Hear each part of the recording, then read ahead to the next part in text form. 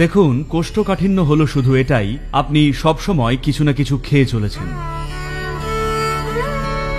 দক্ষিণ ভারতে আমরা একটা জাদু খুঁজে পেয়েছি, এটা আপনার এই খাদ্যনালীটাকে পরিষ্কার রাখবে। সুস্বাস্থ্য পেতে মলাশয় পরিষ্কার থাকাটা খুবই অপরিহার্য।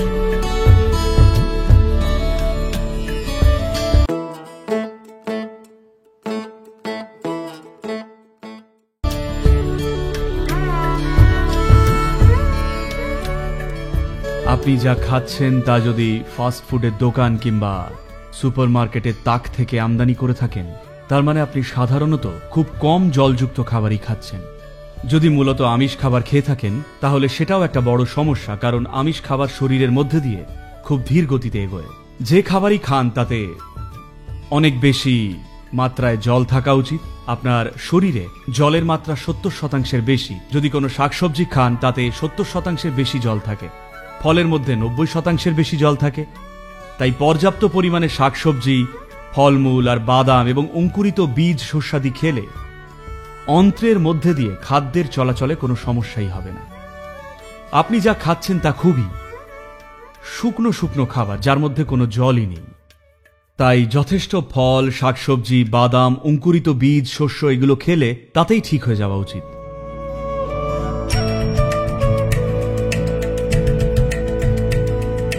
দেখুন, কোষ্ঠকাঠিন্য হলো শুধু এটাই যে আপনি সবসময় কিছু না কিছু খেয়ে চলেছেন। দুটো ভারী খাবারের মাঝে যদি যথেষ্ট ব্যবধান রেখে চলেন তাহলে আপনার কোষ্ঠকাঠিন্য হবে না। সবসময় যদি কিছু খেতে থাকেন তাহলেই সমস্যাটা হবে।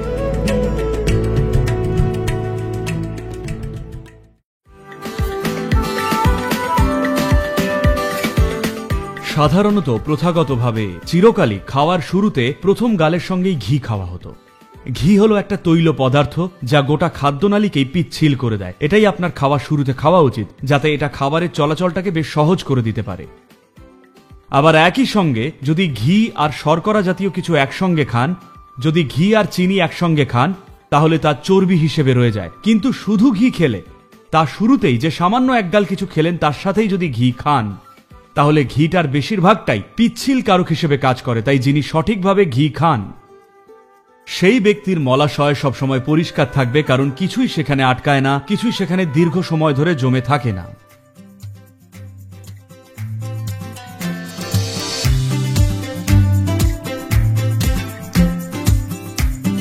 তো ঈশা যোগ কেন্দ্রে দিনের শুরুটা হয় নিম আর হলুদের মার্বেলের মতো আকারের ছোট্ট বল খাওয়া দিয়ে।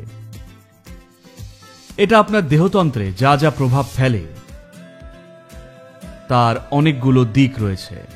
একটা তাৎক্ষণিক জিনিস যা এটা করবে তা হলো এটা আপনার খাদ্য নালীটাকে পরিষ্কার রাখবে। পরিষ্কার বলতে বলছি, দেখুন এই যে অঞ্চলটা যেখানে পুরো হজমের প্রক্রিয়াটা চলছে, এখানেই সর্বাধিক অন্য জীবেরা থাকে। তো এই খাদ্য নালীটার মধ্যে মাইক্রো অর্গানিজম বা অণুজীবদের একটা মস্ত বড় দল রয়েছে। এদের মধ্যে অনেকেই আমাদের বন্ধু হয়ে গেছে। আমরা ওদের দৌলতেই বেঁচে আছি, আমরা ওদের দৌলতেই খাবার হজম করতে পারছি। শরীরের মধ্যে এমন প্রচুর কাজই আছে যা ওদের দৌলতেই ঘটে, কিন্তু তবুও অনেকেই আছে যারা আমাদের জন্য ক্ষতিকারক। নিমের বিশেষত্বটা হলো, বিশেষ করে যখন এটাকে হলুদের সঙ্গে খাওয়া হয়, যদি এই দুটো জিনিস একসঙ্গে খাওয়া হয় তাহলে শরীরের যে বেশিরভাগ জিনিসগুলো আমাদের প্রয়োজন হয় না, যে জিনিসগুলো শরীরের ক্ষতি করতে পারে, শরীরের মধ্যে যদি কোনো রকম পরজীবী থেকে থাকে, এই সমস্ত কিছু শরীর থেকে নির্মূল হয়ে যায়। সুস্বাস্থ্য পেতে মলাশয় পরিষ্কার থাকাটা খুবই অপরিহার্য।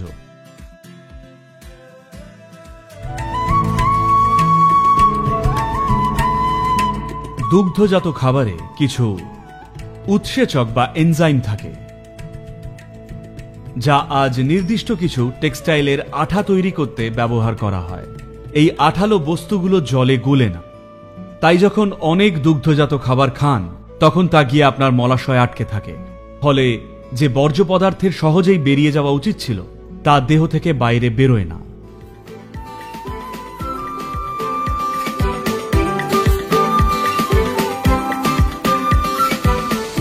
এ হলো ট্রপিক্যাল বা ক্রান্তীয় বিশ্বের তিনটে জাদুময় ফল।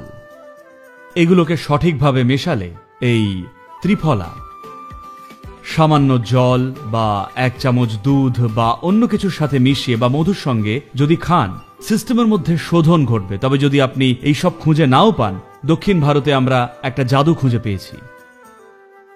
এর নাম হলো ক্যাস্টর অয়েল বা রেড়ির তেল।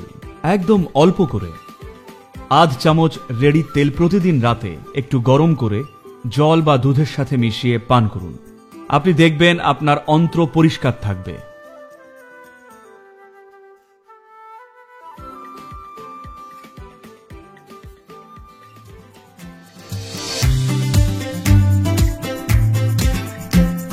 না জেনে থাকলে জানাই, আজকে ডাক্তাররা স্বীকার করছেন আপনার মনে যা চলছে আর নিচে পেটে যা ঘটছে তা পরস্পর সংযুক্ত।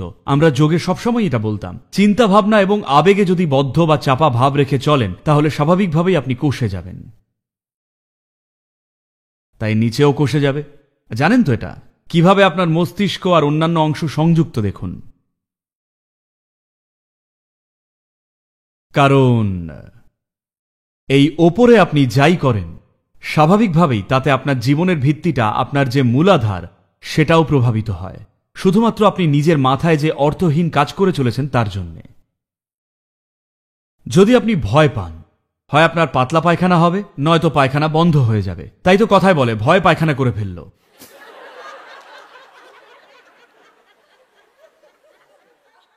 হয় এটা অনুচিত সময় বা অসময় না চাইতেই বেরিয়ে আসে, অথবা জমে পাহাড় হচ্ছে। যেভাবেই ভয় আপনাকে প্রভাবিত করুক, দুটো ক্ষেত্রেই আপনার মনের মধ্যে যা চলছে আর নিচে যা চলছে তা পরস্পর যুক্ত।